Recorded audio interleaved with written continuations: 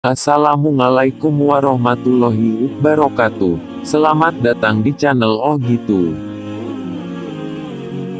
Pada kesempatan ini saya akan mengulas sedikit tentang tujuan lain dari Isra Miraj. Akan tapi sebelumnya, klik tombol like, share dan subscribe terlebih dahulu agar saya tambah semangat dalam membuat video di YouTube. Hehehe.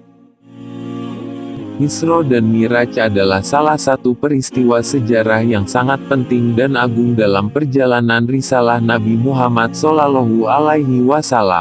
Sebuah perjalanan yang sangat jauh dan sangat sulit untuk bisa digambarkan serta akan lemahlah kemampuan akal untuk menerima penjelasannya. Namun demikian, ia benar-benar peristiwa yang nyata dan dialami Rasulullah SAW. Kisah perjalanan Isra dan Miraj dijelaskan Allah Subhanahu wa Ta'ala pada dua surat berbeda di dalam Al-Quran. Perjalanan Isra berarti perjalanan bumi, disebutkan dalam surat Al-Isra ayat 1. Sementara itu, kisah Miraj berarti naik ke langit, disebutkan Allah Subhanahu wa Ta'ala dalam surat Al-Najm ayat 13-18.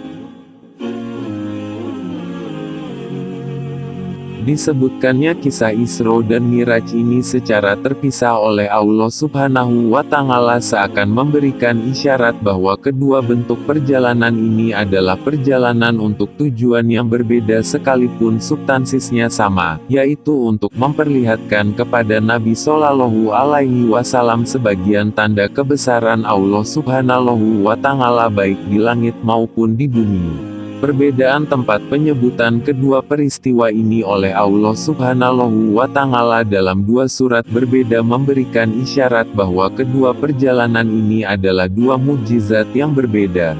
Jika Isra adalah perjalanan yang merupakan mukjizat yang tidak satupun penduduk bumi yang mampu melakukannya, maka Miraj adalah perjalanan luar biasa dan merupakan mukjizat yang penduduk langit pun tidak akan mampu melakukannya. Bukankah disebutkan bahwa Jibril hanya mampu berjalan menemani Nabi SAW sampai Sidratul Muntaha? Sementara perjalanan berikutnya hanya Nabi Muhammad SAW yang bisa melakukannya untuk bertemu langsung dengan Tuhan di tempat yang hanya diketahui Allah Subhanahu wa Ta'ala dan Nabi SAW saja. Memang tujuan utama dari peristiwa Isra dan Miraj ini adalah untuk menjemput perintah salat fardu yang 5 waktu.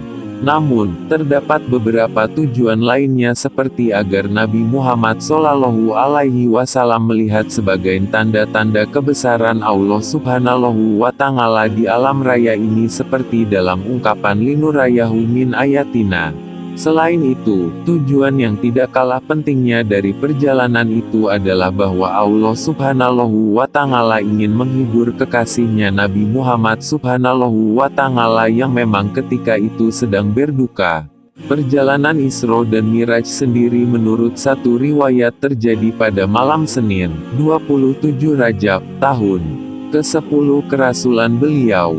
Tahun itu dalam sejarah Islam dikenal sebagai tahun duka cita atau bisa disebut tahun Ngam al-Husni bagi Nabi SAW karena kesedihan beliau atas wafatnya dua orang yang beliau kasihi yaitu Khadijah dan Abu Talib. Terima kasih, semoga bermanfaat. Wassalamualaikum warahmatullahi wabarakatuh.